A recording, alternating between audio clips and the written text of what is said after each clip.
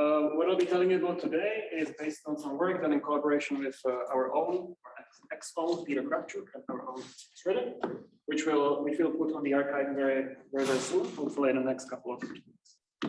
There was also an interesting related paper by James Bonifacio that came out in the summer.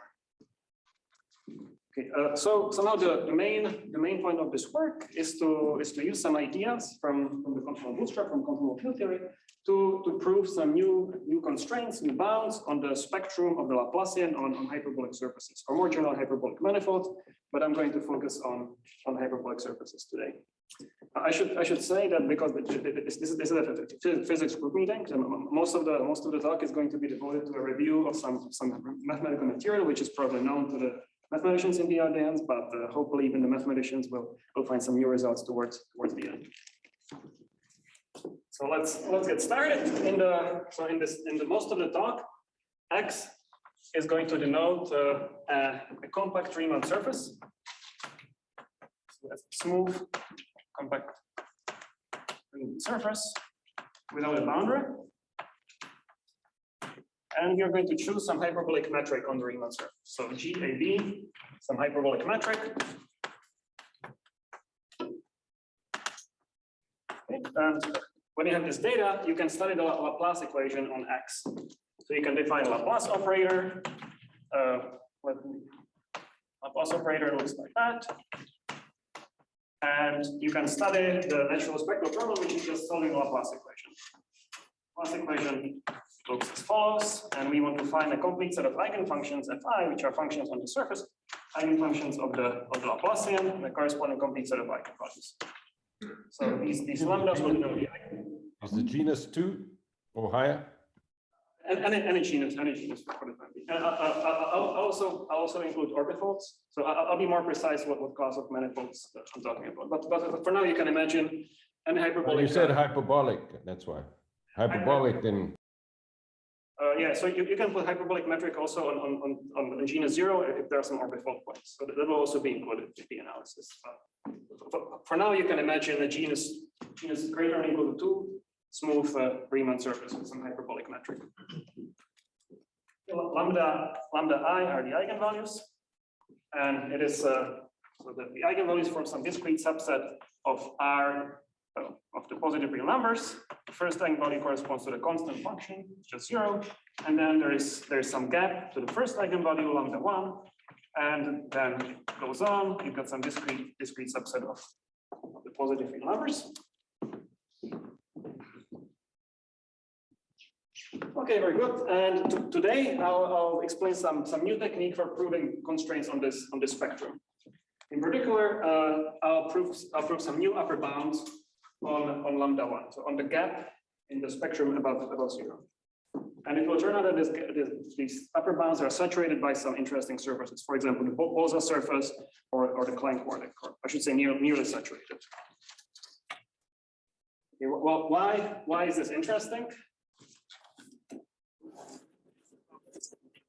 As stated, it's a purely mathematical problem, and from a mathematical point of view, it's interesting because there is no analytic formula for these eigenvalues. So there is no analytic solution to the Laplace equation on a hyperbolic surface, and this is a reflection of the fact that it's a system which exhibits quantum chaos, or it's one of the symptoms of quantum chaos. This you can think of it as a Schrödinger equation, coming from the quantization of the geodesic motion of some free particle on the Riemann surface, and which is known to be a classically chaotic dynamical system. There is exponential divergence of geodesics, ergodicity, and so on. And correspondingly, we cannot solve the quantum problem analytically. But you can think of it that these nearly saturated bounds that I'll talk about today is some evidence that these are like some simple quantum chaotic systems which can be bootstrapped.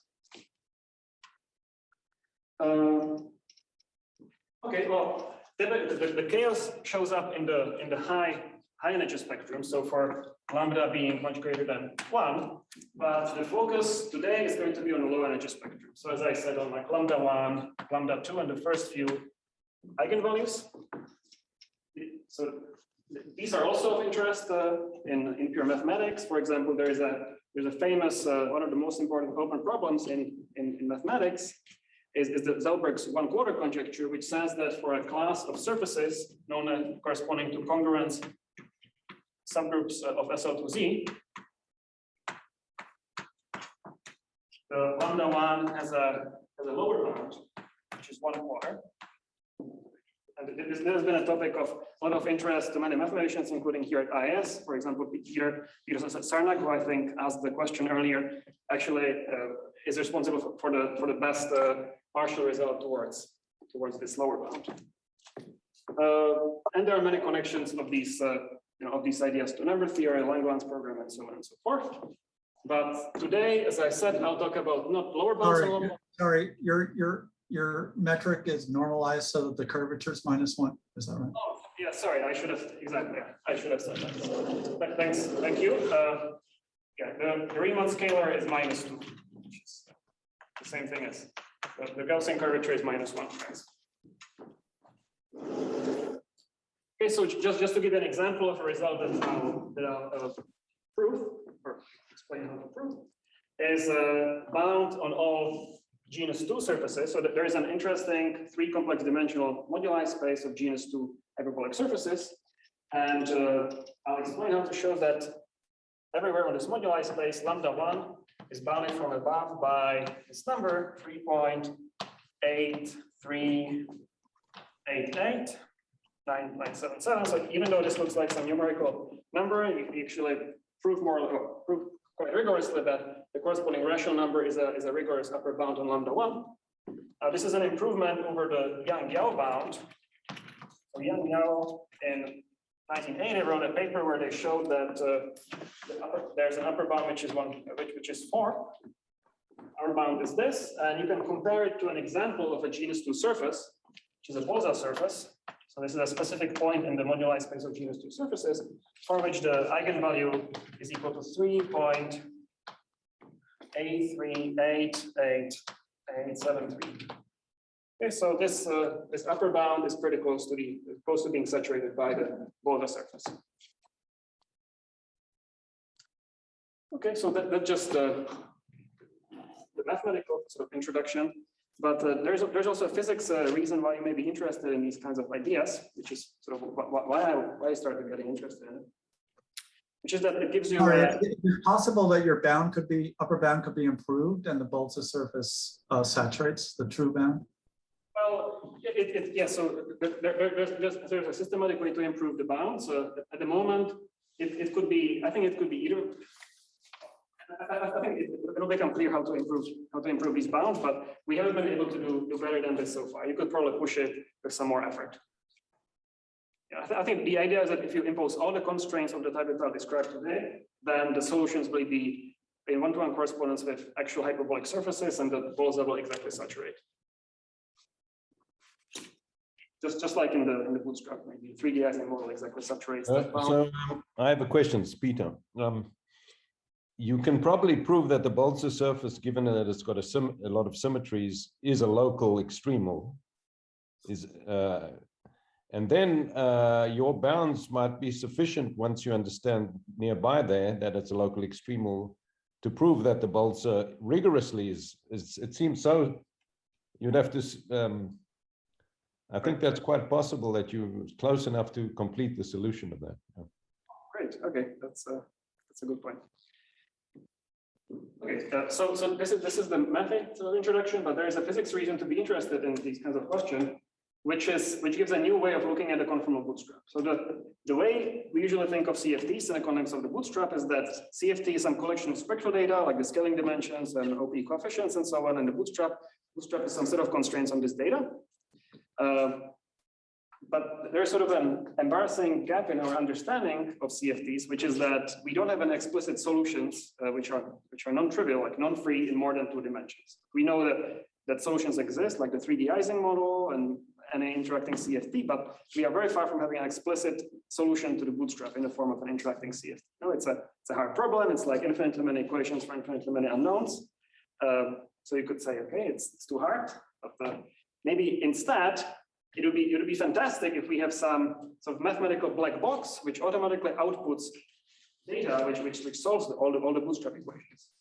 And I'll try to explain today that the hyperbolic manifolds come some way towards it, maybe not completely close, but some way towards this goal. And in particular, there is a natural Hilbert space associated with these hyperbolic manifolds, which is very closely analogous to the CFT Hilbert space of local operators. You can define analogs of local operators, their correlation functions, expand them in conformal blocks. There is a conformal group acting.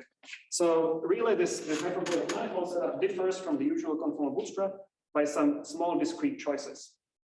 And the hyperbolic manifolds are examples of objects which automatically output for you solutions of the full bootstrap in this hyperbolic sense. So maybe my secret goal is that it will get some mathematicians interested in the conformal bootstrap, and they will help us solve the 3D Ising model one day. And anyway, so that's enough for the introductory blah blah.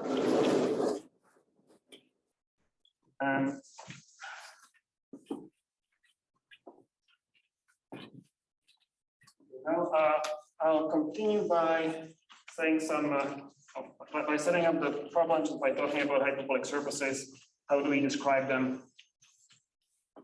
This razor level.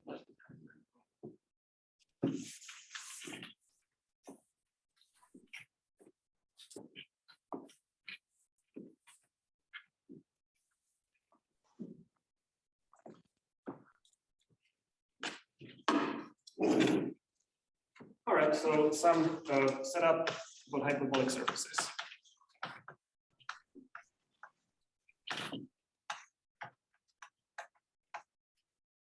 Okay, so the idea is to think of X, the hyperbolic surface, as a quotient of the upper half plane. Well, the upper half plane is just the upper half plane. X is a field, Y is positive, and there is a metric, which is just this, dx squared plus y squared over y squared. There is the set of the group of radiation preserving isometries of this is a PSL2R. So that's going to be denoted by G. We'll play central role in the rest of the talk. G is PSL2R. And it acts on it consists of 2 by 2 real matrices with unit determinant, quotiented by plus or minus identity. And it acts on the upper half plane by Möbius transformations.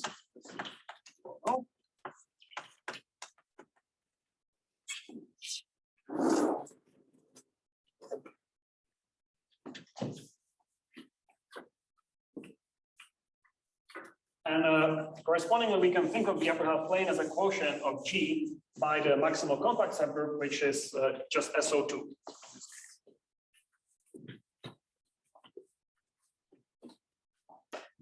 So K is SO2, SO2R. You can parameterize it. Let me parameterize it, the rotation by angle theta. As usual.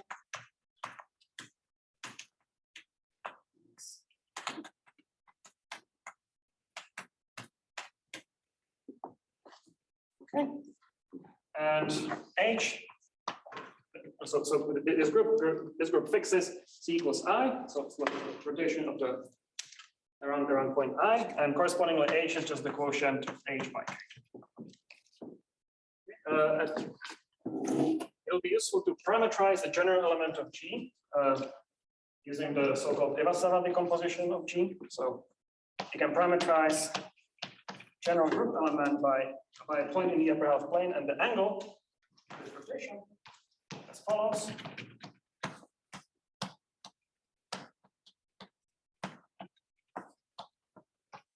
Times theta. So as a smooth manifold, G is just the upper half plane times a circle.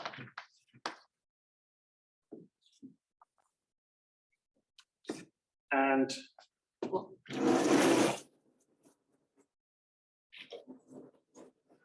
finally, there's an invariant measure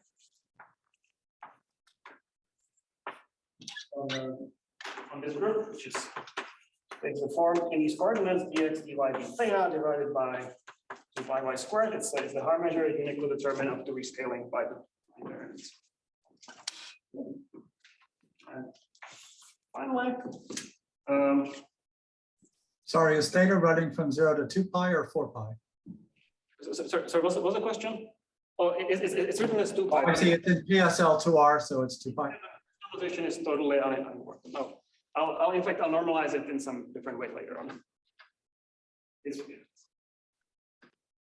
Okay, so what's the surface? Well, the surface is just a general hyperbolic surface is just a quotient of the upper half plane by some discrete group. So gamma is a discrete subgroup of PSL2R of G.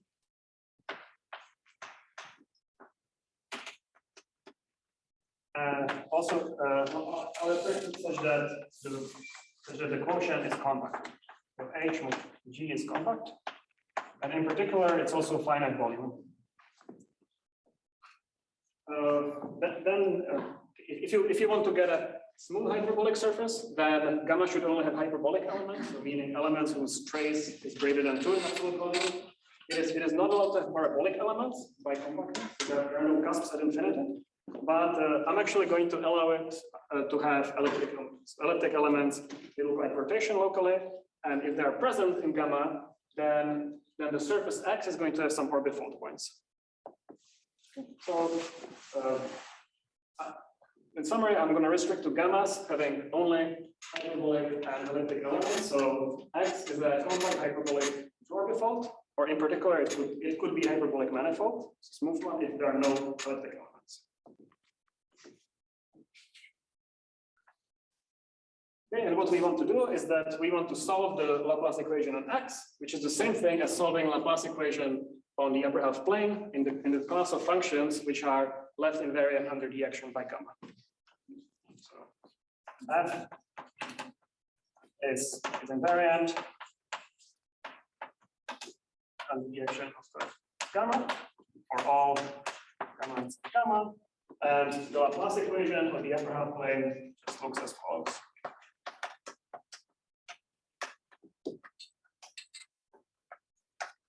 So that's it.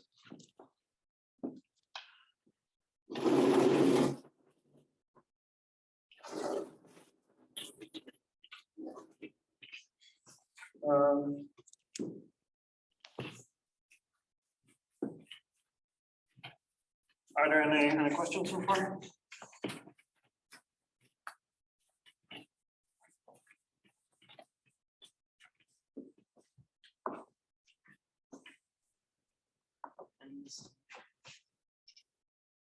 Okay.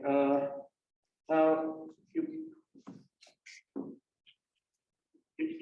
you can attach some topological data to this group gamma corresponding to the topology of the surface. The data is the genus of the surface, which will be denoted by G.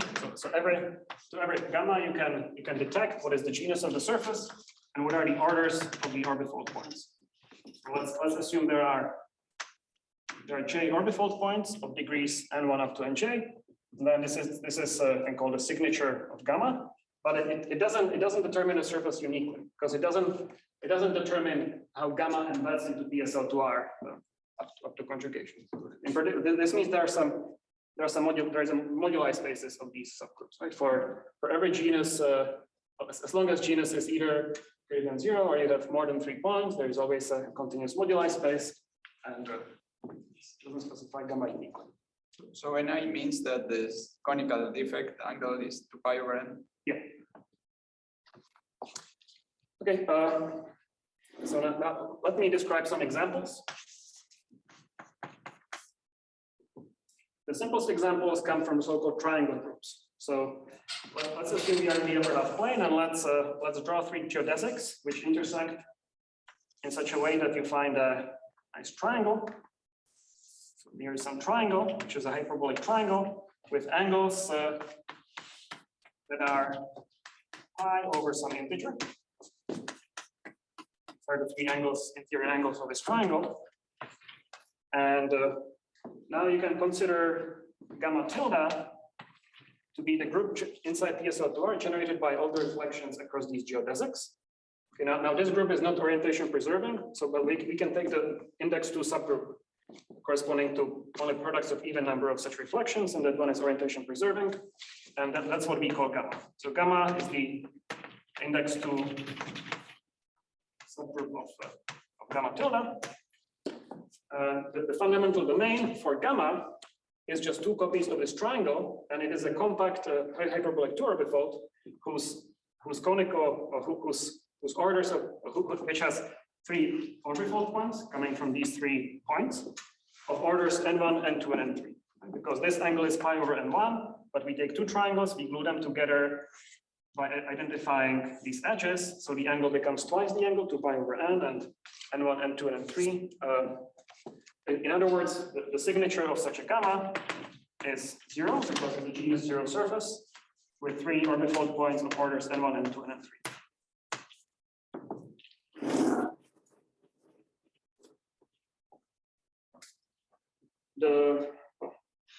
This thing, by the way, exists. This triangle only exists if it has a positive area, which is the same as the constraint that this sum is less than 1. So as long as the sum is less than 1, such a group always exists.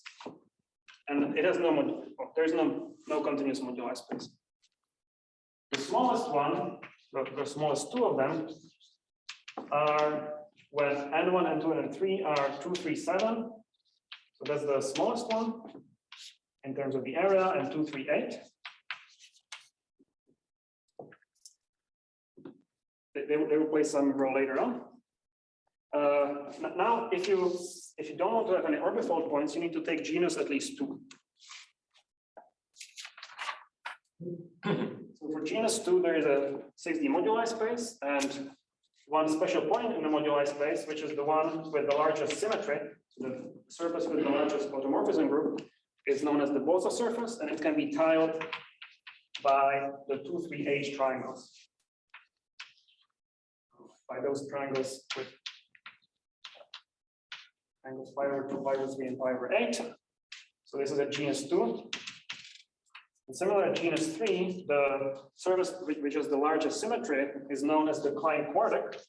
It is a special point in the 12-dimensional moduli space. And this one can be tiled by the 2, 3, 7 triangles.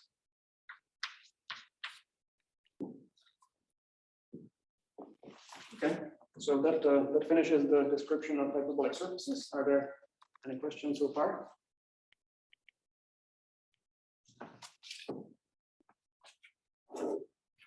I should try to learn how to use this.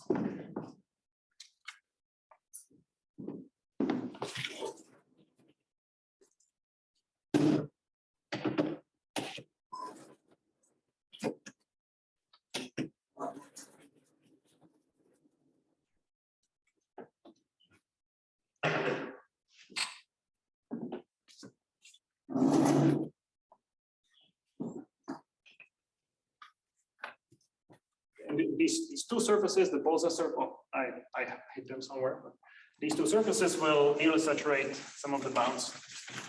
I shall describe later on. But if there are no questions so far, let me tell you about how to set up the bootstrap problem. So the setting of the usual conformal bootstrap, which turns out to be very constraining, comes from a combination of several things. So first of all, there is some Hilbert space, which for CFT is the space of local operators on S_d-1, which is unitary representation of the conformal group. And you can decompose it into irreps of the conformal group, and the goal is to constrain the spectrum in this decomposition. And the way to constrain the spectrum is to realize that there is a product structure on this, something like a product structure on this Hilbert space, which comes from the OPE. So we would like to now limit that in this present context of control. So let's start by trying to guess what should be the Hilbert space corresponding to the Hilbert space of the CFT. Well, the first guess, which is not completely correct, is to declare the Hilbert space to be the space of L2 functions on the surface. Now this is very natural because this is the space in which we define the Laplace operator, in which we try to find a spectral decomposition. But this Hilbert space is not a unit. This is not a representation of G of any nice big. Sorry, could you please clarify what is the CFT, or what kind of CFT are we talking about? Is the surface, are you in 3 dimensions? Is the surface this gamma mod H times time, or what's going on? How did we get to a CFT? From what I've explained so far, it's nothing more than a vague analogy. Okay, so maybe ask me at the end of the talk if the analogy doesn't become more clear. But right now, I'm not claiming any precise one-on-one correspondence between CFTs and hyperbolic manifolds. It's just some analogy which I'm only starting to explain. Yeah, I guess you are discussing a bootstrap, some other version of bootstrap. Yeah, I'm discussing some other version of the bootstrap, but hopefully by the end, I'll convince you that this version of the bootstrap is much closer to the usual CFT bootstrap than you may have guessed. Okay, so this is a Hilbert space, but it's not a representation of G. So remember, of PSL2R, because this is just gamma G K. So G doesn't act either on the left or on the right on this quotient, because we've already quotiented on both sides. So there is nothing to act on. Instead, the right way to do it is to enlarge V0 to a slightly bigger vector space, which is the space of L2 functions, not on H mod gamma, but on G mod gamma. Remember that G is PSL2R.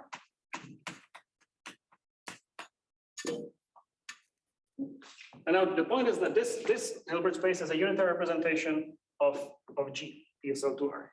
And this space is again some nice compact smooth manifold actually, and everything will work out very nicely. So just a few comments about this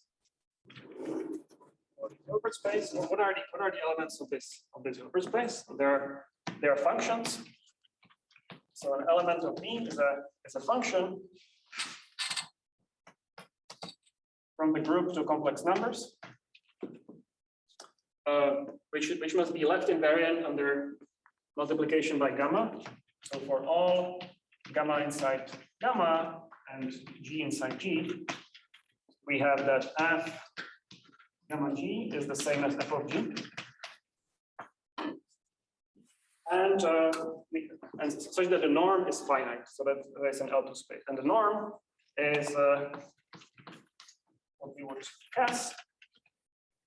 It's just the integral with respect to the Haar measure.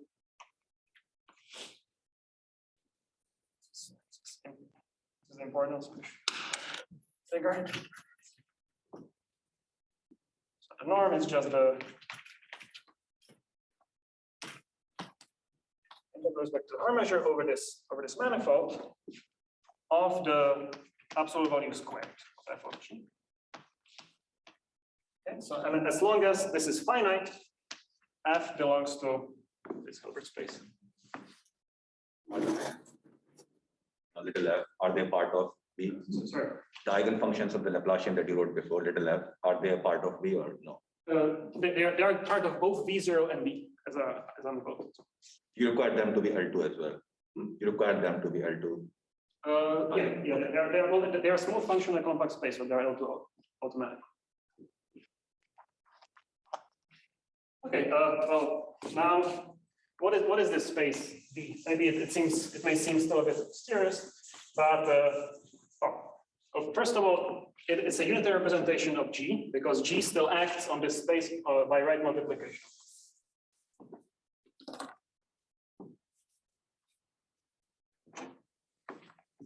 So when you have an element G tilde of G, then it acts on a function on the group as follows by right multiplication, and this preserves left invariance by gamma, so everything is fine, and this action makes V into a unitary representation of G.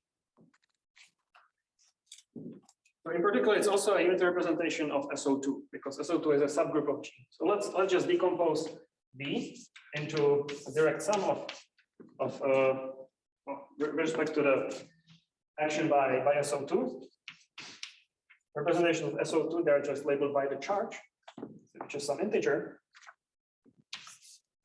such that B0 is exactly what I called B0 before. These are functions which are left invariant by gamma and right invariant by SO2. So they are actually functions on H mod gamma. So V0 is, so this notation is compatible with the V0 over there. But let's try to understand what are these spaces for higher n. Maybe also, let me just. So if f is inside V0, then you can write. Remember that we are parameterizing the group by x, y, and theta. But if it's inside V0, it's invariant under rotation, so it doesn't depend on theta. So it's just a function of x and y, which is left invariant by gamma. So it's a function on the surface.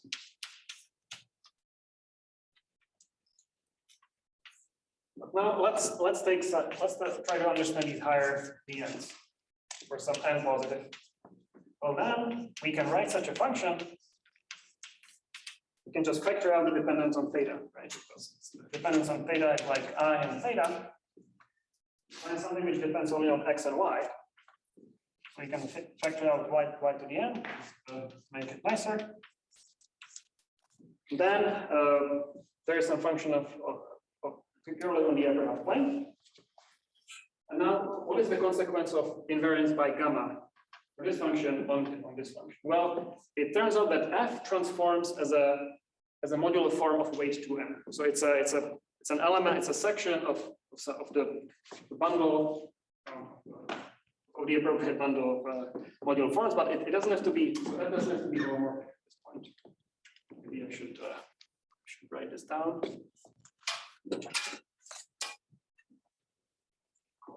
So f of n for all elements of gamma, this f will transform, will be invariant under the following transformation rule: cz plus t to the minus t to n.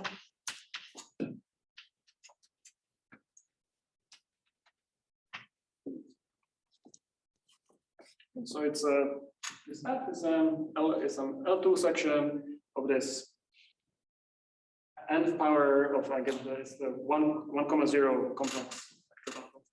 You want an absolute value on that CZ plus D? I don't want an absolute value here. No, there's no. Well, so there's an absolute value here, and then for negative n, you get the same thing, but with z replaced by z bar. I'm confused. F sub n is invariant under F is invariant under tends to G mod gamma, and Y transforms with absolute value of Z plus D squared in the numerator. In the denominator. I could maybe do it. Okay, I'll believe you. Okay, I'm confused. I mean, Is that equivalent to saying it's an N0 form? it's not holomorphic. Yeah, but so an N0 form. No, an N0 form, it will be in the exterior power, and this is a one-dimensional complex surface. It's in the, by N0, he means the nth power of the canonical model. So Yeah. I think the answer is yes. Yeah. Okay.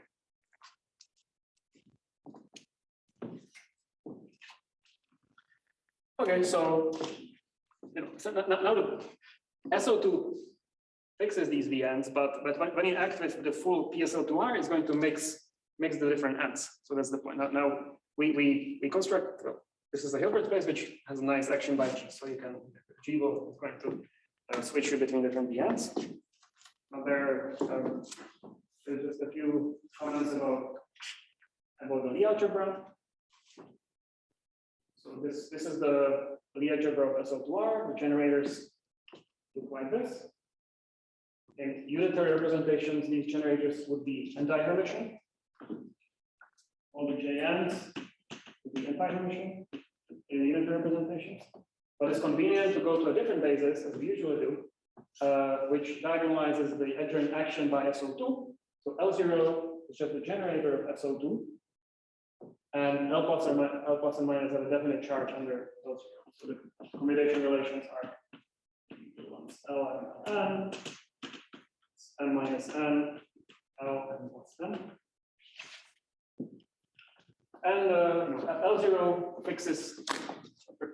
stays inside each VM, and L plus and minus 1, they increase the n. So L plus 1 decreases the n by 1, L minus 1 increases it by 1.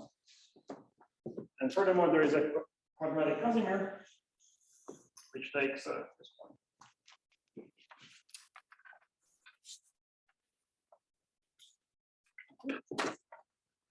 So now the next step is to take this V and decompose it into unitary irreducible representations of PSO2R. And from this, the spectral problem for the Laplacian will naturally emerge. It's going to be a sub-problem of the full problem of decomposing V into unitary irreps of SO2R. That's going to be the next step.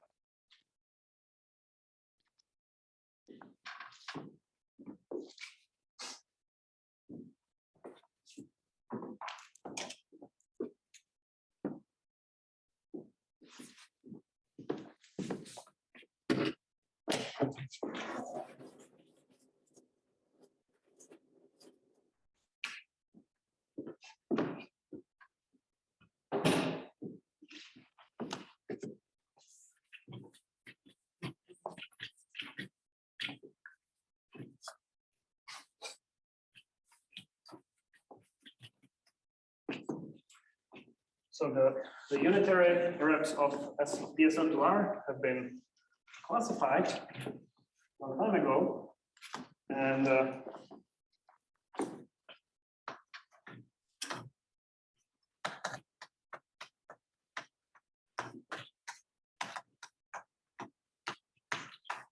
here's a complete list.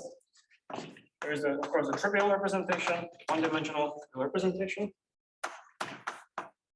Then there's something called a principal series.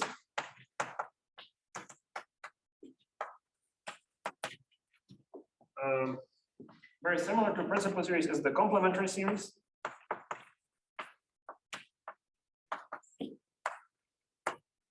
And finally, there is the discrete series and its conjugate.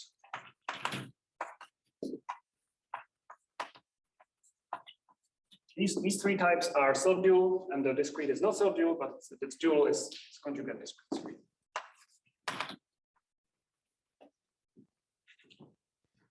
And it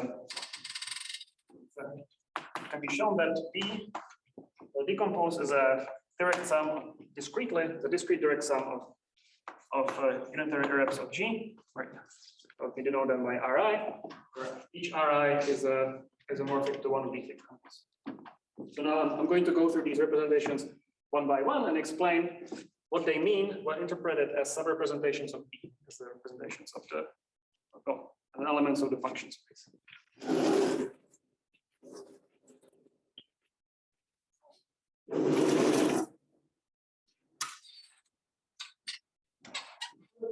trivial representation, it's trivial. It's always there inside B exactly once because it corresponds to constant functions. So G acts transitively on our quotient G mod gamma. So there can be only one copy of the trivial representation, and the volume of the surface is finite. So the constant functions are in L2. The trivial representation appears exactly once, so it's kind of like the vacuum.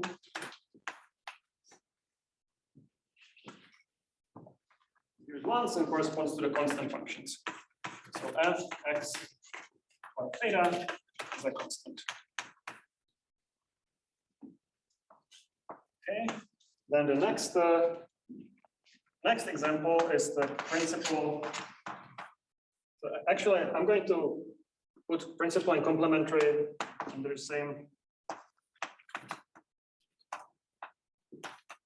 same label, or treat them at the same time because they're very similar. So they have a basis of vectors labeled by their charge under SO2, and there's one vector for each integer charge under SO2, and the generators L, Ln act as follows. As I said, L0 Vn is just n, so it's the charge of Vn, and L plus or minus 1 act this and minus delta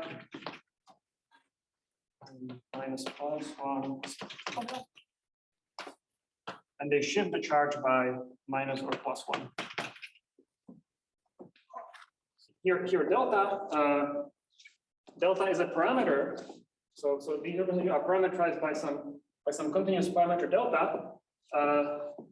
But the representation is only unitary when delta takes certain values. So the principal series corresponds to the condition when that delta is 1/2 plus I t.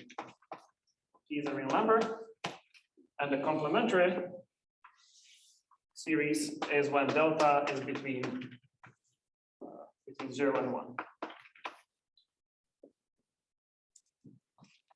Sorry, oh, 0, I can say 0 and 1. And by the way, this representation is equivalent to itself under delta goes to 1 minus delta. So it's better to label these representations by lambda. We define lambda to be the Casimir. So delta times 1 minus delta is the Casimir eigenvalue of this representation, C2.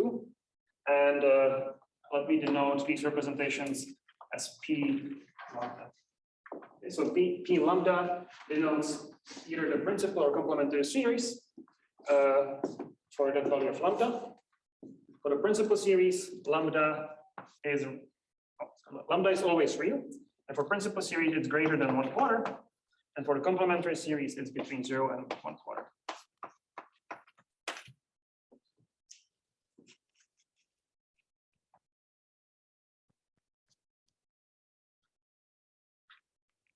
Okay, so that's a description of it as an abstract representation. But now, what does this representation mean if it appears inside our space V? Well, it turns out to correspond to precisely to eigenfunction of the Laplacian. And the way to see it is that you can just take V0. V0 is a function which is invariant under SO2, so it's a function on the surface itself, on X. And it needs to be an eigenfunction of the Casimir.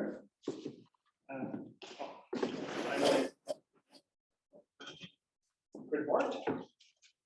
So this is how these generators L plus minus 1 and L0 act inside V. This is how they act as differential operators on functions. L0 just rotates theta, and L plus and minus, they act as some derivatives, and they also increase or decrease the charge under SO2. And the quadratic Casimir, if you work this out, acts as follows. So there's a piece that looks like the hyperbolic Laplacian, plus a piece which has a theta derivative. But now, when you take a V0 inside principal series, it's invariant under theta. So this term drops out, and you just find it's an eigenfunction of the Laplacian.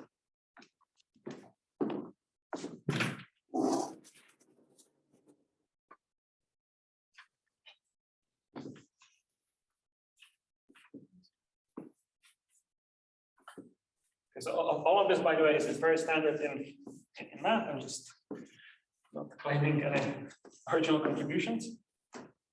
I thought it was kind of a cute piece of.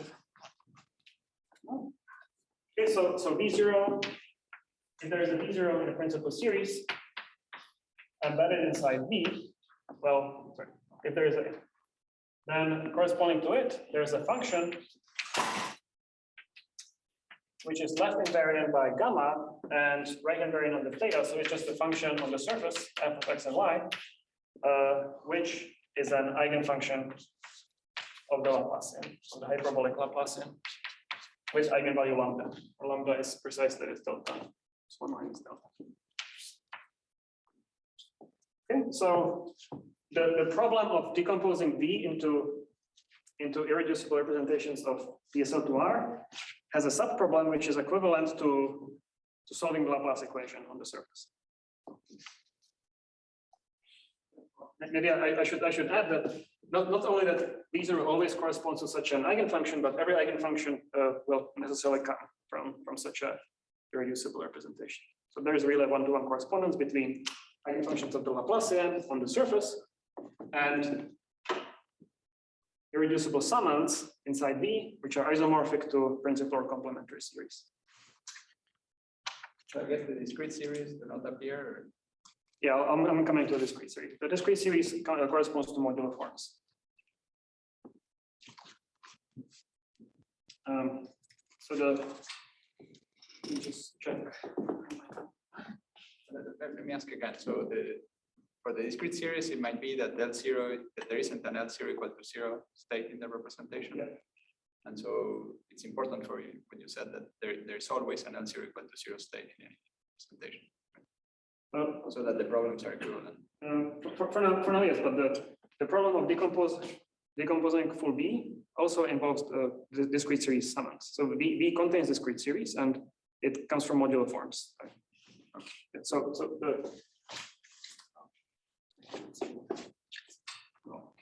you can check that when delta, so when this discrete series.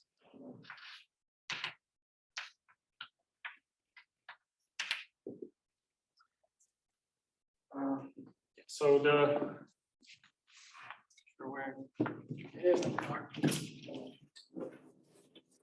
Oh yeah. So when delta in there is it becomes an positive integer, then this representation becomes reducible, and it has a irreducible lowest weight representation, sub-representation, and an irreducible highest weight representation.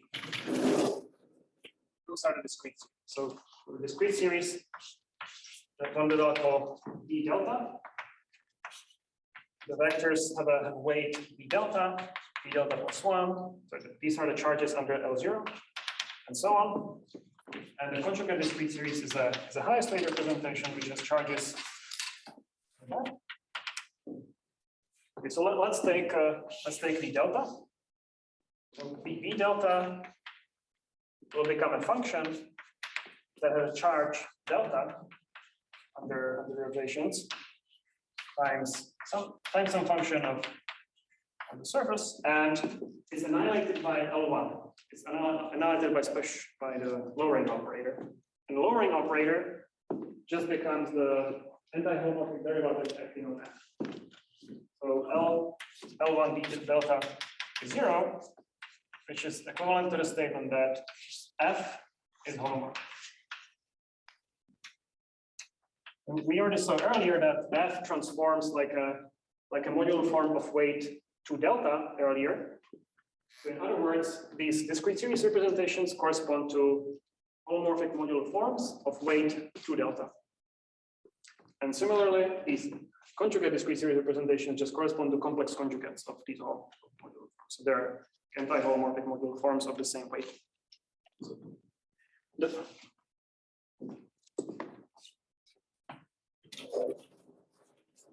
So the summary is that we decompose the forms. There is one copy of the triple representation. Then there is a sum over the principal series.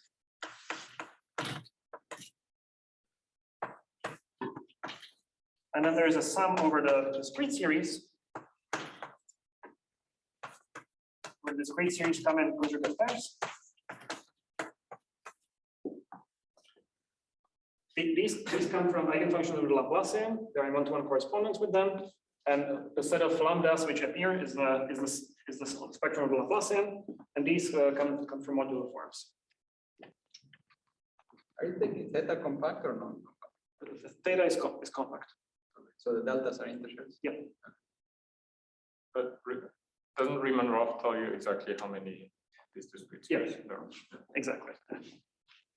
Yeah, in fact, one nice thing is that you can count, as Lauren said, you can count exactly how many copies of given delta, d delta there are, and the answer is that there is some explicit formula in terms of the topology. It's 2 delta minus 1 times the genus. When you have some orbifold points, there's some correction term.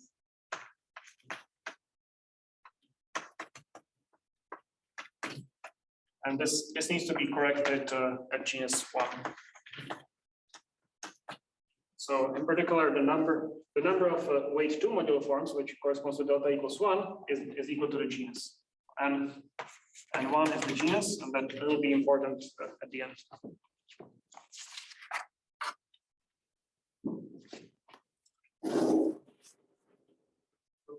I think it's time to do some bootstrap.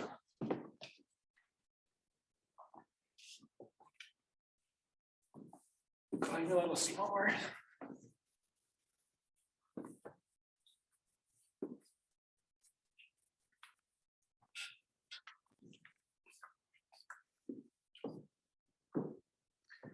Okay, so to set up the bootstrap, you need a product, and there is a very natural G-invariant product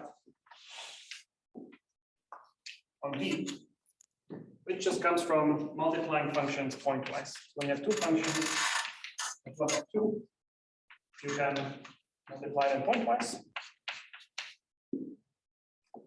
Oh, for that, you should really, these functions should be smooth, but okay, let me ignore this subtlety for now. And the existence of this product is very constraining. So it will constrain the possible spectra over there. The main point is that if you think about the space of G-invariant maps, if you take 3 irreducible representations and you think about the space of G-invariant maps, then the space is finite dimensional. Which means that if you take F1 to be inside Ri and F2 to be inside Rj, then you can use this direct sum decomposition to decompose this product. The sum over all the possible representations. There are some structure constants times a function on the surface, times some function at tilde, which transforms in Ri.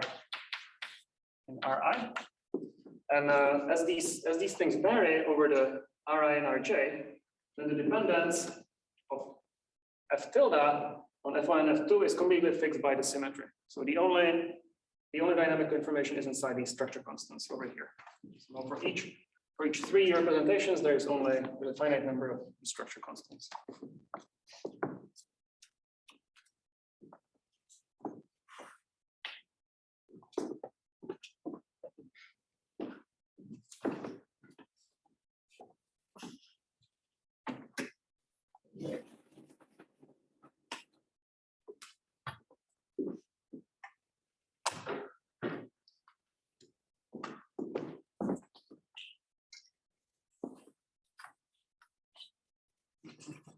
How much more time do I have?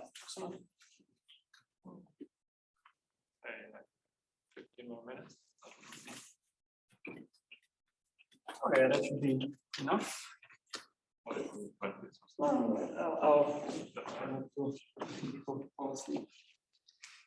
Okay, so to describe these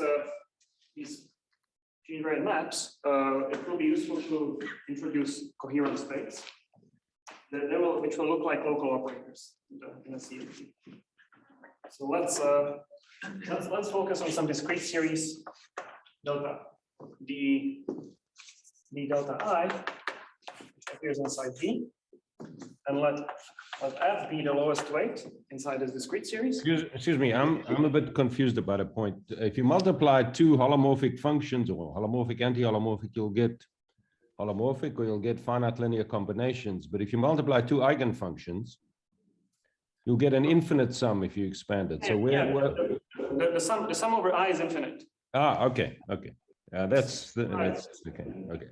It's just that for each, if you fix the irreps, then there's only there's actually only for PSL2R there is only one invariant map. Yeah, that's true. Yeah, the triple product's unique, but the expansion, the decay rate coefficients is quite well understood, by the way, if you're interested. Yeah, absolutely. The sum over I is infinite, but there's only one C for each triplet of representations. Okay, so let's take Fi to be the lowest weight in some discrete series, and then we can define this coherent state, which looks like a local operator from field theory as some group element acting on the lowest weight. So that's the OI. Similarly, you can define the one corresponding to the conjugate discrete series as follows.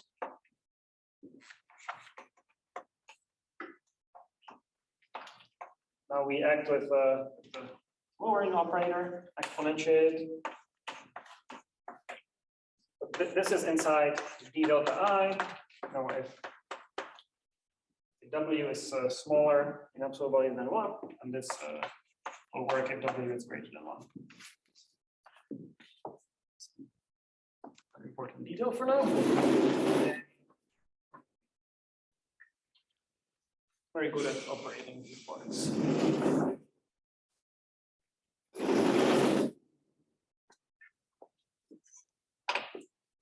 Okay, and let's imagine taking a product of functions which are both in a discrete series.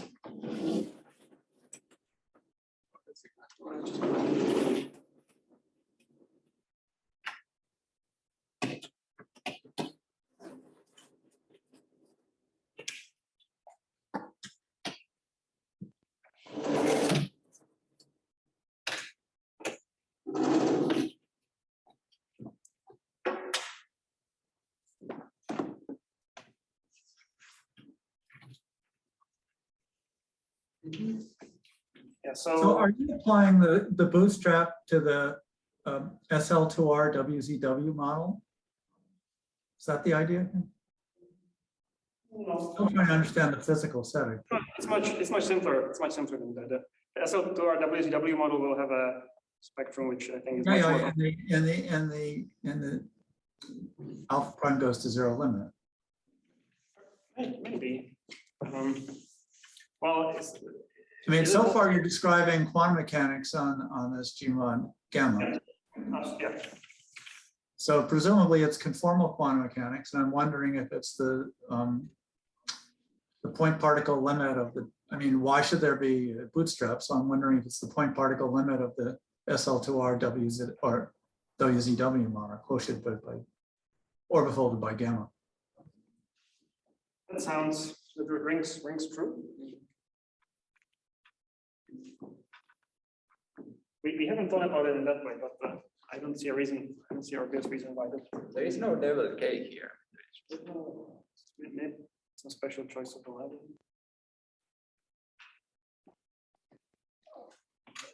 So back the mini superspace.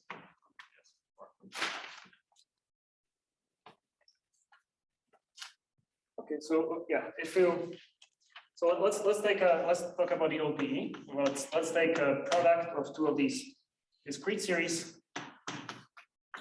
lowest weight vectors. It turns out that the product of two discrete series again can only contain lowest weight representations, so also discrete series. And so there's going to be some sum over k, where the delta k is greater than the sum over 2. C I J K. Well, there is something that looks very much like the usual OP, just that there you have this restriction on deltas, that they have to be integers and have to be bounded from below by delta I plus delta j. There's some sum over n.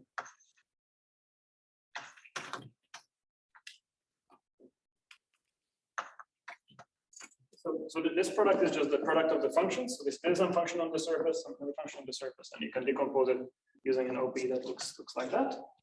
So that's when we take discrete times discrete. You can also take discrete times conjugate discrete, and in that case, you will find that there is a contribution from both the identity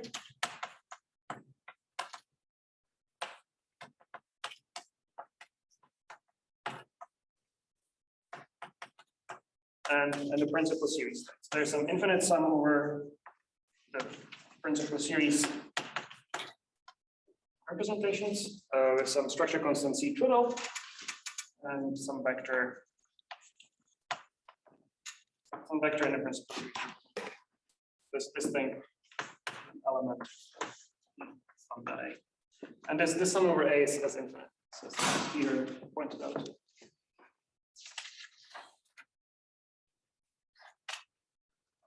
Okay, so we have a notion of OPE. Also a natural notion of correlation function, and that's just integrating over our group manifold.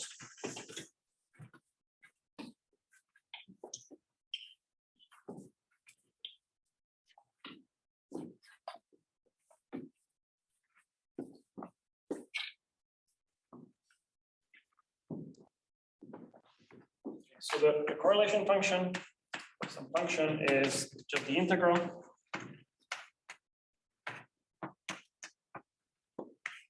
function, so it projects onto the singular representation. We can normalize it so that the expectation value of 1 is just 1, and then the compute correlation functions of these local operator-like objects. So, for example, when you take the two-point function of a discrete and conjugate discrete, you'll find the usual formula for the conformal two-point function.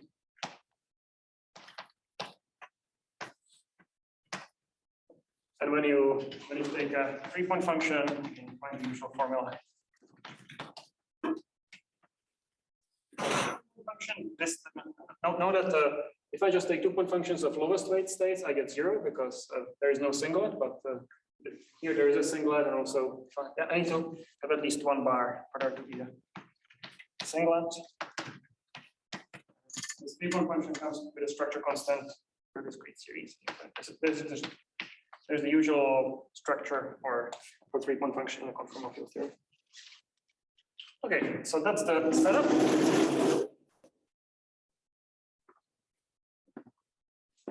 And to do the bootstrap, we just need to think about a four-point function.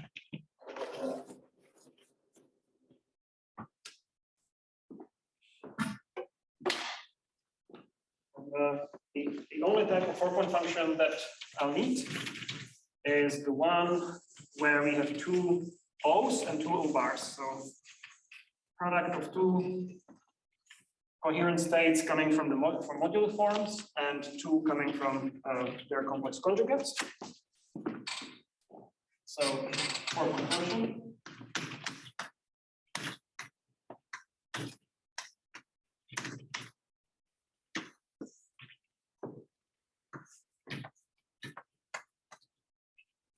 Let's take such a four-point function, OI, OJ, OP bar, OL bar. And let's take all the deltas to be equal to each other.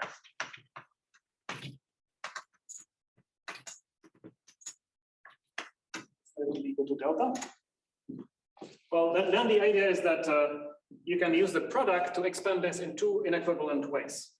First, either you can take the product of two discrete series, and here you'll find only discrete series appearing in the as exchanged operators. Or you can do the product over here, and you'll find identity and the principal series. So if it is, these bootstrap equations are going to relate the discrete series spectrum, which is kind of rigid, to the principal series spectrum, which appears in the cross channel, and which is what we want to bound, want to constrain. I guess I'm probably running almost over time. So what this looks like in practice is that well, first we can simplify this four-point function to manifest conformal invariance, invariance under SO2R. So the tree length is just a function of one independent complex variable, which is the cross ratio. So G, calligraphic G is some so far undetermined function, and chi is the usual cross ratio of 4 points.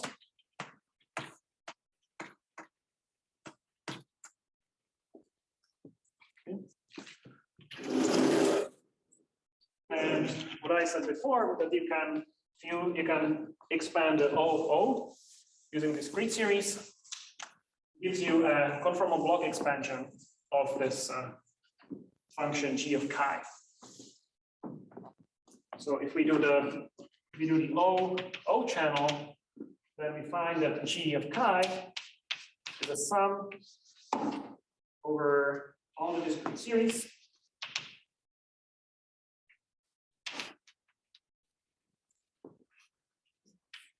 The structure constants squared.Cijm, C, KL, and bar. of the conformal block. So this function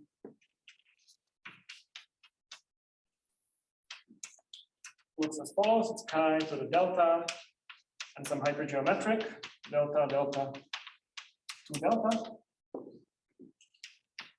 chi, and so that's in the S channel. In the D channel, we get an expansion that looks as follows. So there's some prefactor looking like that, which is very familiar from the CFT bootstrap.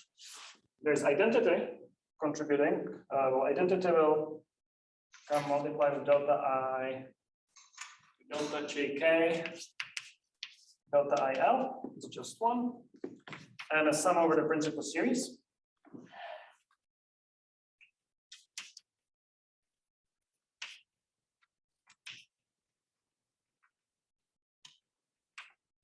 And the principal series contributes with another function that you can determine, which is known as a T-channel conformal partial wave.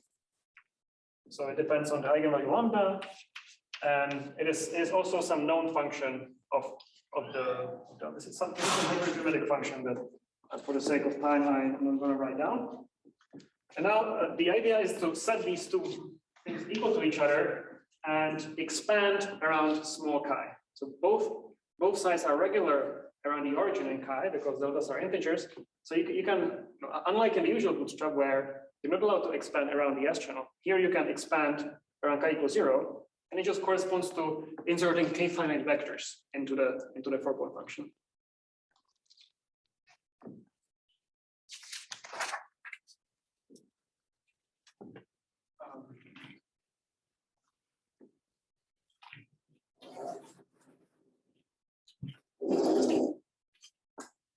Okay, I guess I wrote it on a blackboard, which I have to cover now. Sorry about that. So when you expand at small chi, you'll find equations which are sums over all the discrete series and sums over the principal series of these Kravchuk constant squared times some polynomials of lambda.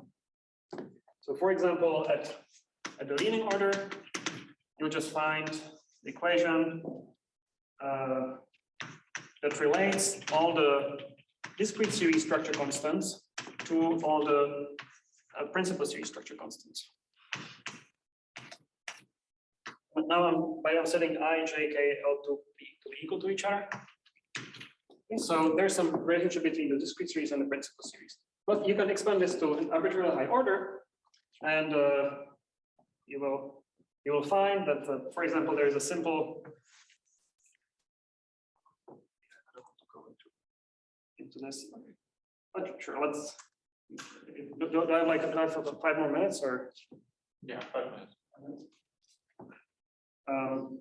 Okay, there is. If you expand to the third order, you find an equation which is satisfied purely by the principal series, which is the Laplace eigenvalues.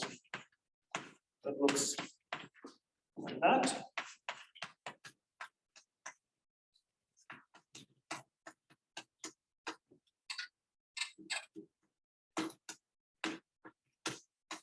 This must be equal to 0. So these terms are all positive, and this is some cubic polynomial of lambda that looks as follows. So when you plot this polynomial as a function of lambda, it looks like that. It has some negative region, and the whole sum must be equal to 0, which tells you that there has to be at least one lambda a inside this negative region. So it gives you an upper bound on lambda 1, because lambda 1 has to be smaller than the second 0 of this quadratic polynomial. For example, you can set delta equals 6, so using the weight 12 modular forms as external operators, and then you can solve this quadratic equation and find that the rigorous bound that lambda 1 must be less than 45.507 something, and this you can compare to the triangle surface, the 237 triangle surface with genus 0. Yeah. For that one, lambda 1 is 44.5 0.88835. So not too bad.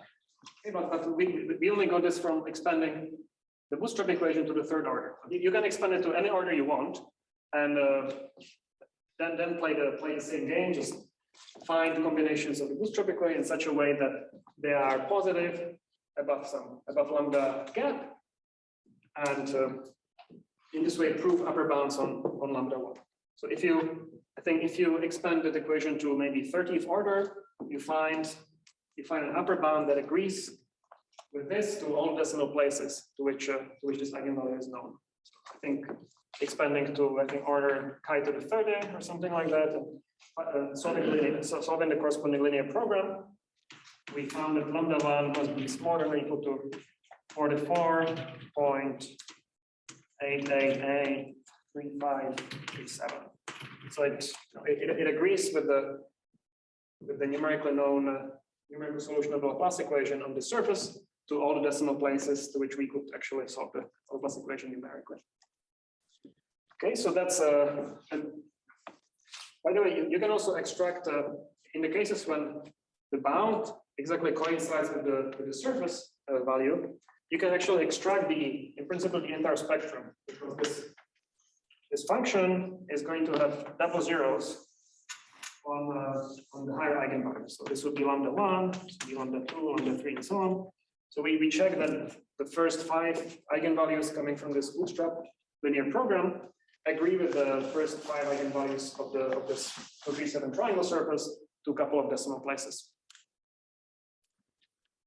And finally, we also did bounds on the surfaces of arbitrary G of various genera.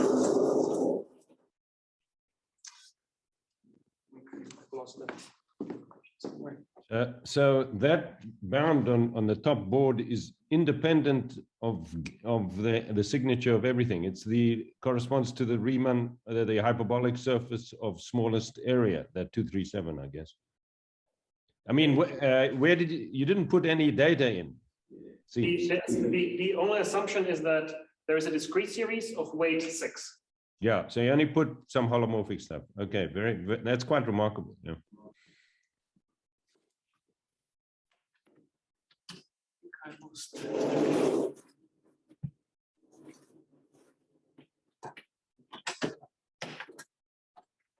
Sorry, no. I already erased it. Well, let me just say in words what we did for non-orbitals. So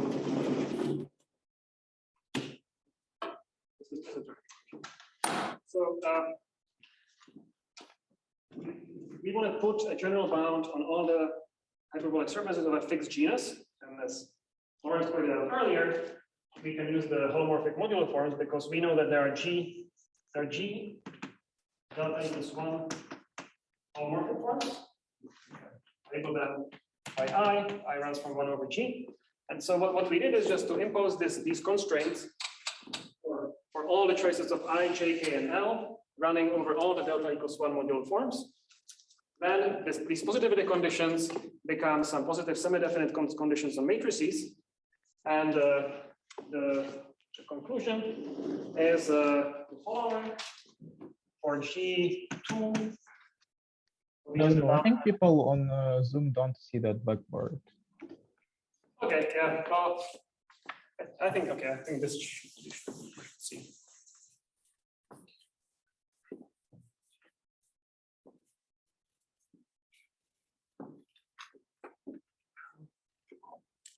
So for genus 2, we get a rigorous bound, but by the way, we did a fair amount of work to make sure it's rigorous, like using rational arithmetic and proving that the corresponding polynomials don't have any zeros. So we get this bound 3.838388,977, which should be compared with the previous bound of Yang and Yao. That was 4. And for the Bolsa surface, this is 3.8388,873. Pretty close. for genus 3, we get a bound that's 2.6785. In this case, the best known bound was actually proven last year by Roth. His bound is only a little bit weaker than ours. And it's 2.7085. And this you can compare to the Klein quartic, for which the eigenvalue is 2.67, and we don't know into higher decimal places because we are not very good at numerically solving the Laplace equation. But again, you can see it's pretty it's same digit so far. Okay. In the case of the Bolsa surface, could you impose the extra symmetries that the surface has and get the sharper bound? Yeah, you could definitely do that. We haven't tried doing that, but then you wouldn't be proving a general bound on the moduli space. Yeah, no, I understand, but at least for that one, you would say it would be another way of computing. It would be similar to your story with the triangle. Yeah. Sorry, I think I'm already over time, so I think I'm going to skip the future directions and just stop here.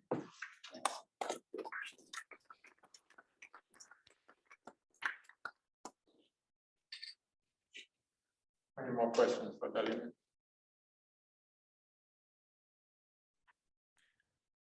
Is there a way that you can excise a small neighborhood of the Bolsa surface and improve your bound? I misspoke at the beginning. The way you could prove rigorously that the Bolsa surface is extremal is, since you know it's locally extremal, with, I think you could easily write down a neighborhood in which it's extremal, because the function has a symmetry which will force the first derivative to be 0. And then you could check the second derivative and see that it's a local extremal. And if you could somehow use any input by maybe putting some insertion operator or something, so that in a neighborhood away from that, if you got your improvement to be better than the Bolsa, then you have a rigorous proof that it's extremal.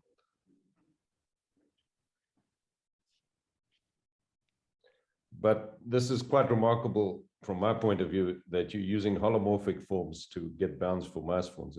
It's completely new. Yeah.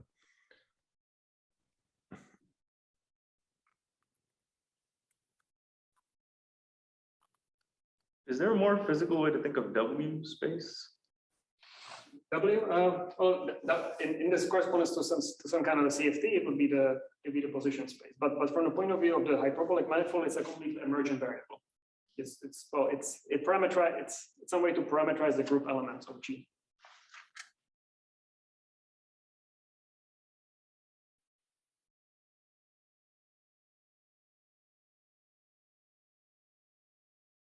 All right. So there you chose delta equal to 6. I mean, did you try like other deltas? And, We tried many different things, and almost always there's some non-surface which comes to saturation. So you can.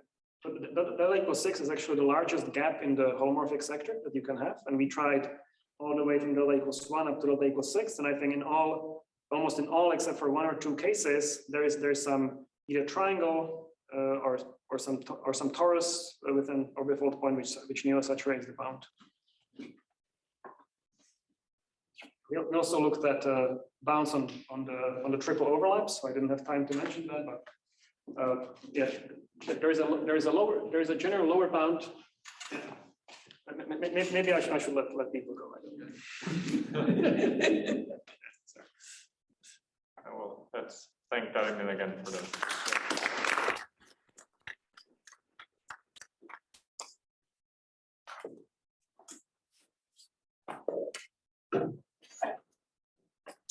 Is the talk over? Yes, it's over. Good. So can I continue then, and people can? I want to ask you. Suppose you look at SL to R instead of PSL to R. Then you have harmonic spinners.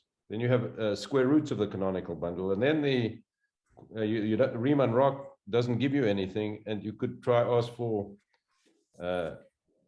Riemann surfaces which have sections in their, spinner sections, and this might, and also in Riemann-Roch, there are Weierstrass points on a Riemann surface, so they would be special points at which You can make the divisor have high degree.